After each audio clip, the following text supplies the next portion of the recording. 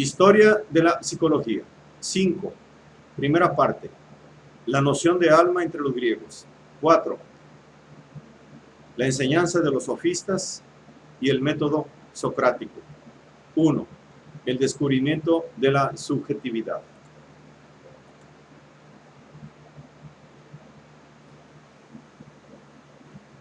Los escritos de los sofistas no han sobrevivido más que en fragmentos que plantean un delicado problema de interpretación y han sufrido el infortunio histórico de llegarnos sobre todo a través de los comentarios críticos de Platón y de Aristóteles. Por tanto, han pasado a la posteridad envueltos en reproches codificados de una validez que dista de ser incontestable. No cabe la menor duda de que su actitud desenvuelta hacia la religión los perjudicó en la opinión del público y que desempeñó un papel en la reprobación que generalmente suscita.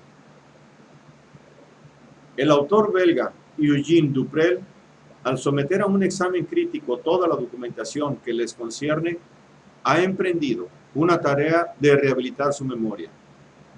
Les reconocen una sinceridad que se les suele negar y solamente imputa a Gorgias algunos de los rasgos de carácter con que se caracteriza a los sofistas en general: un humor desenvuelto y el gusto por la paradoja. Pero sea cual fuere el aspecto moral de su pensamiento, este tiene un valor singular desde el punto de vista psicológico, pues fueron ellos los primeros en poner a la luz con sorprendente perspicacia lo que hoy llamamos subjetividad humana. Antes de ellos, se puede dudar de que los hombres hayan tenido verdaderamente conciencia de un problema inherente a la realidad humana como tal. Es decir, en cuanto implica la presencia en el mundo de un ser que siente, que quiere y que piensa, cuya existencia condiciona a la vez las preguntas y las respuestas. Gracias a la acción de los sofistas se efectúa a este respecto una inversión de las perspectivas abiertas por sus precursores, cuyo interés se dirigía de golpe al contexto de la vida humana. En efecto, su enseñanza versó sobre el hombre como tal, con sus exigencias propias de inteligencia y de moralidad, y mientras que en la misma época Sócrates, que les debe mucho, cargaría todo el acento en el hombre en general, en la humanidad que se esfuerza por descubrir en el individuo particular, parece ser que a ellos les impresionaron más las diferencias individuales hasta el punto de culminar, aunque esto no sea absolutamente seguro, en una forma de individualismo intransigente, pragmático en Protágoras, más teórico en Gorgias. 2. El relativismo de Protágoras. La famosa máxima de Protágoras: el hombre es la medida de todas las cosas, de la existencia de... El hombre es la medida de todas las cosas, de la existencia de las que existen y de las que no existen, y de la no existencia de las que no existen. Ha dado lugar a interpretaciones diversas. Si se entiende por hombre el ser humano en general, nos encontramos en presencia de una profesión de fe humanista. Así comprendió las cosas Federico Schiller, que proclamó a Protágoras padre del pragmatismo preconizado por él. En Platón, por el contrario, la máxima se presenta como la expresión de un relativismo puramente individual. Al hombre de Protágoras nos lo recordarán entonces algunos personajes de Pirandello, amurallados en sus conocimientos instantáneos y transitorios. El ilustre sofista habría querido demostrar no solamente que los individuos, aún colocados de la misma manera frente a un objeto, lo perciben diferentemente en razón de su estructura particular, sino que el mismo hombre, colocado ante un objeto que ha percibido anteriormente, experimentará otra impresión porque el mismo ha cambiado. Lo que importa, de cualquier modo, es la afirmación de Protágoras de que el conocimiento es imposible en el sentido de una aprehensión de las cosas en sí mismas y que se sitúa forzosamente en el nivel de lo que Kant llamaría el mundo fenoménico.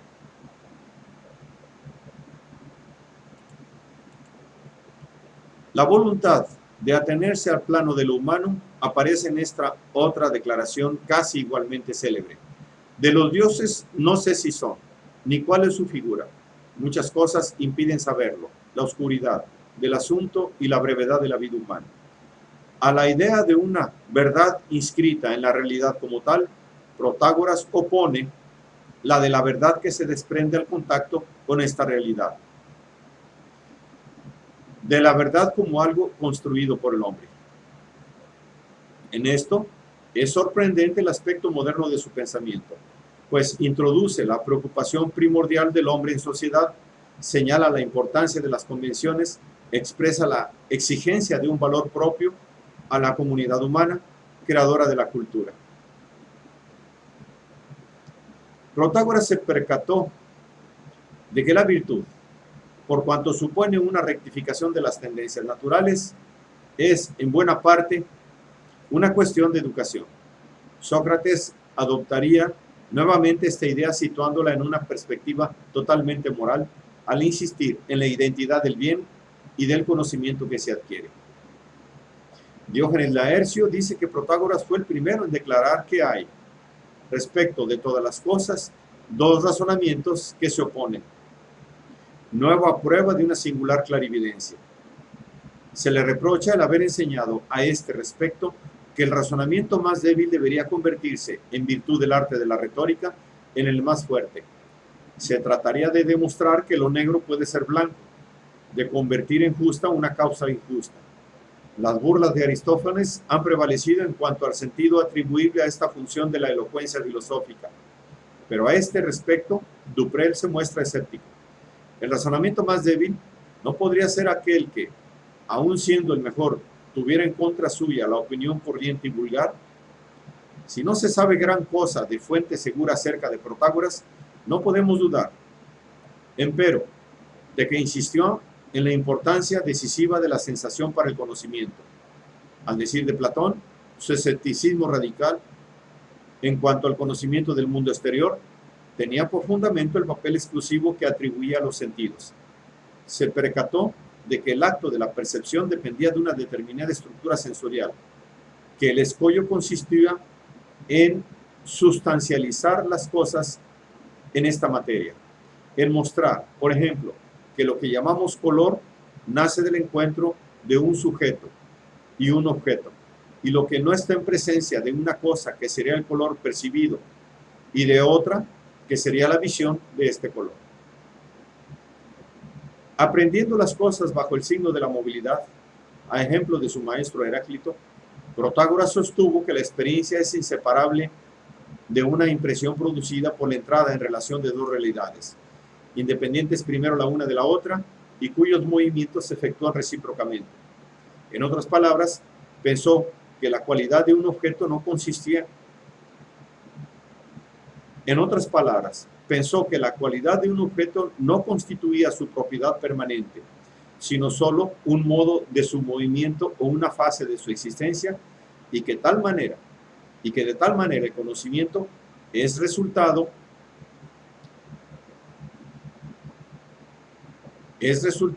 de un contacto establecido entre algo exterior y un organismo, hallándose así uno y otro modificados por este encuentro en el proceso perceptivo. Al parecer, Protágoras consideró que la memoria nos reconduce siempre a las percepciones originarias que dejan su huella, pero con pérdida con relación con ellas. Así también veía en las ideas generales una suerte de ilusión nacida de la creencia en la realidad de las palabras. Nominalista riguroso de modo precursor, consideraba los conceptos como etiquetas que recubren un saber constituido siempre, en la medida en que es válido, por impresiones individuales. 3. Gorgias y el lenguaje. Si Platón, a pesar de su aversión por la sofística, elogia a veces a Protágoras, se muestra particularmente severo con Gorgias. Hay una teoría de este último que se ha hecho célebre y que se resume en de la siguiente manera. Nada existe. Aun si hubiese ser, sería incognoscible. Y aun si hubiese ser y fuese cognoscible, sería incomunicable a otro. Tal tesis, que apuntaba sin duda a la ontología de Parménides, deja en la sombra a todos los demás aspectos del pensamiento de Gorgias. Se ha inferido nada menos que profesaba un nihilismo radical, que negaba todo valor así a la noción de verdad como a la de conocimiento, sin considerar aquí esta cuestión de orden esencialmente metafísico. No parece que haya lugar a oponer desde el punto de vista psicológico su concepción a la de Protágoras. Está emparentada con ella por la idea de que el conocimiento es el producto de dos elementos que se mezclan, uno proveniente del exterior y el otro obra del sujeto mismo. Lo que parece constituir la verdadera originalidad de Gorgias es la tercera proposición de la tesis que se le atribuye, que se refiere a la comunicación. Denota que era Gorgias un espíritu sagaz. En efecto, el sujeto individual, cuando conoce, no está en las mismas condiciones que aquel al que se dirige.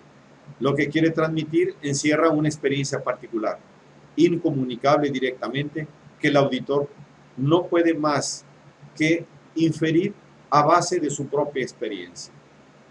Todo el problema de la naturaleza y de la función del lenguaje parece ponerse en tela de juicio por el valor del acuerdo que establece entre las percepciones del autor del discurso y las que fundan la experiencia de sus auditores. En virtud de la idea singularmente avanzada de que el lenguaje no puede simbolizar más que con signos arbitrarios las cosas que pretende expresar, se puede atribuir a Gorgias un nominalismo radical, pero no se debe inferir por fuerza que el nihilismo, si hubo nihilismo, fuese en él absoluto y permanente.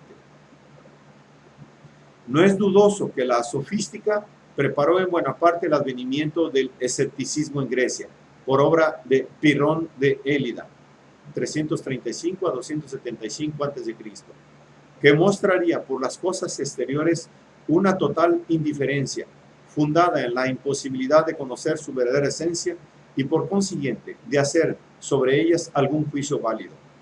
Para Pirrón y sus discípulos, de los que Diógenes Laercio nos da una lista en su libro noveno, el alma se encuentra relegada entre las nociones incomprensibles. Unos decretan que es inexistente y otros la juzgan incognoscible. La Academia Nueva, al adoptar un escepticismo menos radical, sobre todo con Arcesilao y Carneades, parece haber admitido un dualismo del alma y del cuerpo, pero no conocen los detalles de su doctrina psicológica. 4. La búsqueda socrática. Como los sofistas, Sócrates se interesa en el ser humano, ardientemente, pero el ser humano captado en una perspectiva esencialmente moral, más que el individuo en la acepción psicológica del término, con sus facultades de percepción y de conocimiento, y en cuanto tal objeto posible de estudio, es la persona, diríamos hoy, la que constituye el foco de su interés. Al alma, como principio de movimiento y de vida, colocada en primer plano por los jonios, él añade como valor esencial la razón y el carácter moral. Ve en ella la sede de esa personalidad espiritual que su método quiere instaurar y consolidar, para hacerla plenamente dueña del cuerpo que anima. De tal modo, su meta es buscar en las fluctuaciones de la vida sensible, invariables, capaces de dar sostén a ese papel del alma en cuanto sujeto razonable del conocimiento y de la acción. Las descubre en las nociones, justicia, verdad, virtud, felicidad, belleza, que a su juicio expresan la verdadera naturaleza del hombre y las cuales se esfuerzan en definir en su esencia idéntica y permanente. Su identificación de la moral y de la verdadera ciencia postula que la acción humana puede y debe ser sometida a principios válidos para el ser humano en general, por cuanto todo individuo posee una naturaleza profunda sustraída a las vicisitudes temporales. Lo que es bueno o verdadero para uno debe ser bueno y verdadero para los demás. La investigación socrática envuelve una universalidad de derecho, orientada toda ella sobre un aspecto de la vida que, indudablemente, se descuida demasiado en nuestros días, el de los valores encarnados por la existencia del ser humano y del sentido que confiere a la vida. A las convenciones, a los prejuicios, a las ideas recibidas sin examen, Sócrates opone la existencia de una reflexión capaz de instaurar una vida moral que determina con pleno conocimiento de causa. La tentativa expresa una elevadísima coincidencia subjetiva y se ha observado que con el demonio que él invoca, fuente profunda de su inspiración, aparece una suerte de esbozo de la profesión de fe del vicario saboyano y del imperativo categórico de Kant. Antes del cristianismo, este moralista invita a sus contemporáneos a un incesante examen de conciencia, al esfuerzo sostenido de una toma de conciencia de sí, para sí y en relación con otro, con vistas a un progreso moral, que considera es lo único verdaderamente importante. Esfuerzo que perseguirá para con todos y contra todos, hasta su misma muerte. Su "Conócete a ti mismo" se inscribe en esta mira esencialmente ética. El conocimiento no versa sobre la realidad del alma, de la cual no duda, sino sobre sus riquezas ocultas que hay que descubrir para volverse mejor. Si exhorta a los atenienses a este conocimiento de sí mismos por sí mismos, es porque lo mueve una convicción profunda de que saldrán ganados en firmeza moral, de que ya no se dejarán impresionar por las argucias de los sofistas. Para lo que respecta a la naturaleza y al destino del alma así entendida, la dificultad de distinguir entre sus propias ideas y las de Platón no nos permite más que conjeturas. Baste con observar que la concepción socrática supone, en todo caso, una fe metafísica, la de una racionalidad inmanente a las profundidades de la vida. En Sócrates, la psicología está totalmente subordinada a la ética, al ser la introspección función del sentido de que se trata de dar a la conducta humana. El hombre socrático es un ser que quiere alcanzar la dicha en virtud de una tendencia más o menos oscura, postulada como la raíz misma de sus deseos. Y este ser debe comprender que solo el bien puede satisfacer este anhelo. Pero la habilidad dialéctica de Sócrates solo podía afirmar, sin demostrarla, la identidad establecida entre los objetos del deseo y el bien,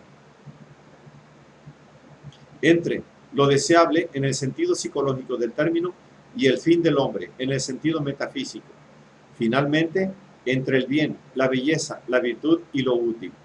Su "solo sé que nada sé" es un procedimiento didáctico, fundado en realidad en la convicción de que el contraste entre la búsqueda del placer o del poder y la búsqueda del soberano bien no es sino aparente, y que obedece a una falta de discernimiento, a un conocimiento insuficiente del bien, única garantía de la felicidad humana. La acción justa es, pues, la que está guiada por un conocimiento claro, fundado a su vez en una elucidación teórica, y a su vez esta ciencia del bien, a lo que nos quiere llevar su ramosa mayéutica. El lazo de la razón y las pasiones se mantiene. El lazo de la razón y las pasiones se mantiene en cuanto el hombre esclarecido, que obra entonces forzosamente bien, según Sócrates, pone su pasión en esa acción buena.